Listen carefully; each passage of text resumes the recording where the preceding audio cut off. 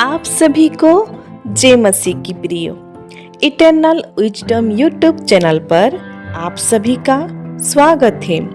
तो प्रियो, आज की इस वीडियो में मैं आयुब के जीवन की अविश्वसनीय कहानी के बारे में लेके आई हूँ, जो कि विश्वास, परीक्षा और ईश्वर की योजना था।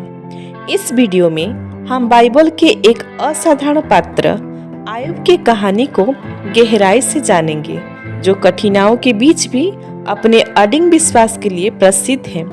लेकिन प्रियो, वीडियो को शुरू करने से पहले आप हमारे चैनल को सब्सक्राइब करें और बेल आइकन को दबाना ना भूलिए। चलिए प्रियो, अब देरी ना करते हुए वीडियो को शुरू करते हैं।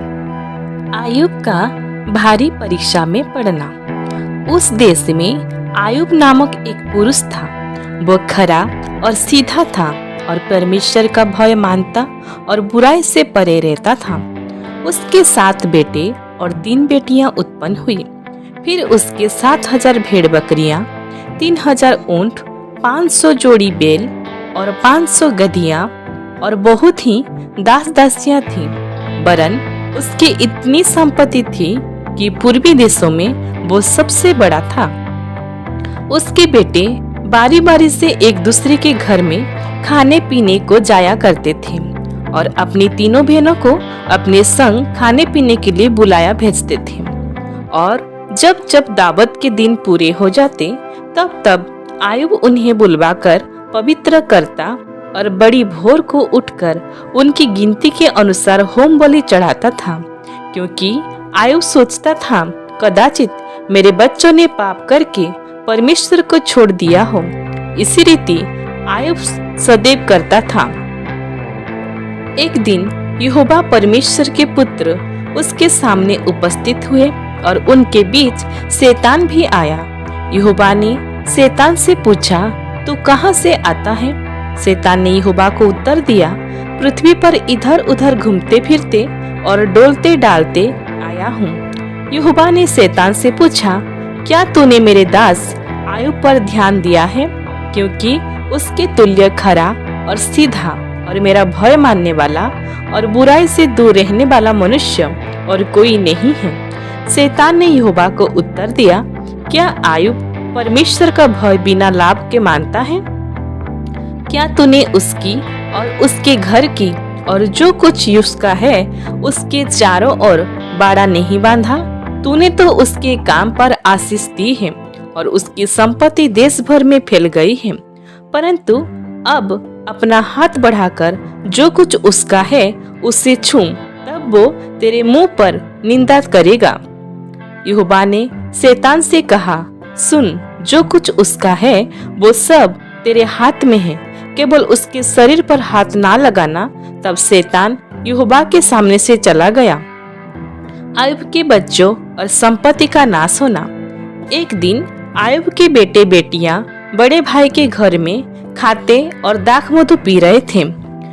तब एक दूत आयुब के पास आकर कहने लगा, हम तो बैलों से हल जोत रहे थे और गधियां उनके पास चर रही थी कि सेबा के लोग धावा करते के उनको ले गए और तलवार से तेरे सेवकों को मार डाला, और मैं ही अकेला बचकर तुझे समाचार देने को आया हूँ।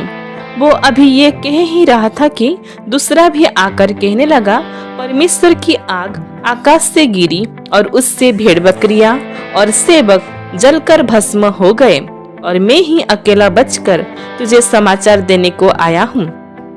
वो अभी ये कह ही रहा था कि एक और भी आकर कहने लगा, कसदी लोग 3 दल बांधकर ऊंटों पर धावा करके उन्हें ले गए और तलवार से तेरे सेवकों को मार डाला, और मैं ही अकेला बचकर तुझे समाचार देने को आया।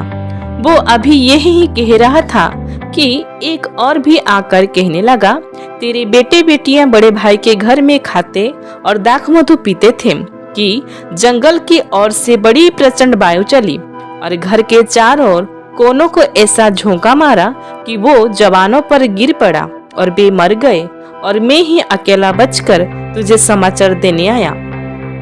तब आयुब उठा और बागा फाड़ सिर मुड़ाकर भूमि पर गिरा और दंडवत करके कहा, मैं अपनी माँ के पेट से नंगा निकला और वही नंगा लौट जाऊंगा। यहोवा ने दिया और यहोवा ने ही लिया, यहोवा का नाम धन्य है। इन सब बातों में भी आयुब ने ना तो पाप किया और ना परमेश्वर पर मूर्खता से दोष लगाया। फिर एक और दिन यहोवा परमेश्वर के पुत्र उसके सामने उपस्थित हुए और उनके बीच शैतान भी उसके सामने उपस्थित हुआ। यहोवा ने शैतान से पूछा, तू कहाँ से आता है? शैतान ने यहोवा को उत्तर दिया, इधर उधर घूमते फिरते और डोलते डालते आया हूँ। यहोवा ने शैतान से पूछा, क्या तूने मेरे दास आयुब पर ध्यान दिया है कि पृथ्वी पर उसके तुल्य खरा और सीधा और मेरा भय मानने वाला और बुराई से दूर रहने वाला मनुष्य और कोई नहीं है? और यद्यपि तूने मुझे उसको बिना कारण सत्यानाश करने को उभारा, तो भी वो अब तक अपनी खराई पर बना है। शैतान ने यहोवा को उत्तर दिया, खाल के बदले खाल, परंतु प्राण के बदले मनुष्य अपना सब कुछ दे देता है। इसीलिए केवल अपना हाथ बढ़ाकर उसकी हड्डियां और मांस छू, तब वो तेरे मुंह पर तेरी निंदा करेगा। यहोवा ने शैतान से कहा, सुन, वो तेरे हाथ में है, केवल उसका प्राण छोड़ देना। तब शैतान यहोवा के सामने से निकला और आयुब को पांव के तलबे से लेकर सिर की चोटी तक बड़े बड़े फोड़ों से पीड़ित किया। तब आयुब खुजलाने के लिए एक ठिकरा लेकर राख पर बैठ गया। तब उसकी पत्नी उससे कहने लगी, क्या तू अब भी अपनी खराई पर बना है? परमेश्वर की निंदा कर और चाहे मर जाए तो मर जा। उसने उससे कहा, तू एक मूर्ख स्त्री के समान बातें करती है। क्या हम जो परमेश्वर के हाथ से सुख लेते हैं दुख ना ले? इन सब बातों में भी आयुब ने अपने मुंह से कोई पाप नहीं किया। जब तेमानी एलीपज और शूही बिल्लद और नामाते सोपर आयुब के इन 3 मित्रों ने इस सब विपत्ति का समाचार पाया जो उस पर पड़ी थी, तब वे आपस में ये ठान कर कि ये हम आयुब के पास जाकर उसके संग विलाप करेंगे और उसको शांति देंगे। अपने अपने यहाँ से उसके पास चले। जब उन्होंने दूर से आंख उठाकर आयुब को देखा और उसे ना पहचान सके, तब चिल्लाकर रोप उठे और अपना अपना बागा फाड़ा और आकाश की और धूलि उड़ाकर अपने अपने सिर पर डाले। तब वे 7 दिन और 7 रात उसके संग भूमि पर बैठे रहे, परंतु उसका दुख बहुत ही बड़ा जानकर किसी ने भी उसका बात नहीं कही। आयुब का जीवन एक नाटकीय मोड़ लेता है। जब वो सब कुछ खो देता है, उसकी संपत्ति, स्वास्थ्य और परिवार, ये हमें सोचने पर मजबूर करता है कि कोई व्यक्ति इतने कठिन समय में भी अपने विश्वास को कैसे बनाए रख सकता है। एक समय वो समृद्धि में जी रहे थे, परिवार और दोस्तों से घिरे हुए थे, उनका व्यापार फल फूल रहा था और वो स्वस्थ थे। लेकिन अचानक विपत्ति टूट पड़ती है। उनके सभी बच्चे मारे जाते हैं, उनकी सारी संपत्ति नष्ट हो जाती है और उन्हें एक भयंकर त्वचा रोग हो जाता है जो उन्हें असहनीय पीड़ा में डाल देता है। ये किसी भी इंसान के विश्वास की कठिन परीक्षा होती, लेकिन आयुब ईश्वर से विमुख नहीं होते। क्या ईश्वर का प्रेम न्याय और पीड़ा में भी बना रहता है? ये कहानी कुछ गहरे प्रश्न उठाती है। अगर ईश्वर प्रेम पूर्ण और न्यायकारी है, तो वो निर्दोष व्यक्ति को इतना तकलीफ क्यों सहने देते हैं? क्या ये ईश्वर के चरित्र के विरुद्ध नहीं जाता? ये सवाल सदियों से धर्मशास्त्रियों और भक्तों को परेशान करते आए हैं और स्वयं आयुब भी अपने सबसे अंधकारमय क्षणों में इन प्रश्नों से जूझते हैं। जैसे जैसे हम आयुब की कहानी में आगे बढ़ते हैं, हम देखेंगे कि कैसे उनका उदाहरण हमें अपने जीवन की कठिनाइयों के बीच में विश्वास बनाए रखने की भी प्रेरणा दे सकता है। आयुब की परीक्षा केवल व्यक्तिगत नहीं थी, ये उनके मित्र के साथ उनके संबंधों को भी प्रभावित करती है। उनके मित्र उन्हें सांत्वना देने आते हैं, लेकिन अंत में वे उन पर ही आरोप लगाने लगते हैं। वे मानते हैं कि आयुब की पीड़ा उनके पापों का परिणाम है। ये वार्तालाप हमें सिखाता है कि कभी कभी हम दूसरों की मदद करने की कोशिश में अनजाने में उनके दर्द को और बढ़ा देते हैं।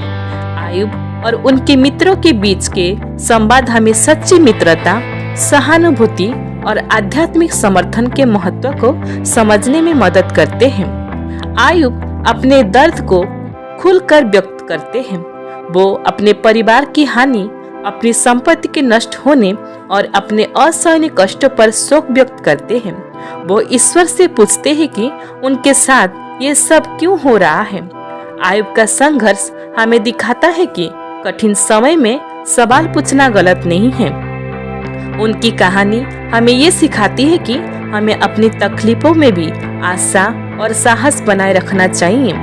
आयुब के करुण पुकारों के बाद ईश्वर अंत में उत्तर देते हैं, लेकिन सीधे जवाब देने का बजाय वे एक श्रृंखला प्रश्नों के माध्यम से अपनी महिमा और ज्ञान को प्रकट करते हैं। ईश्वर आयुब को ब्रह्मांडों की जटिलता और उनके दिव्य उद्देश्य की विशालता का एहसास कराते हैं। ये उत्तर हमें ये सिखाता है कि विश्वास का अर्थ हमेशा उत्तर प्राप्त करना नहीं है, बल्कि एक ऐसे ईश्वर पर भरोसा करना है जो हमारी समझ से परे है।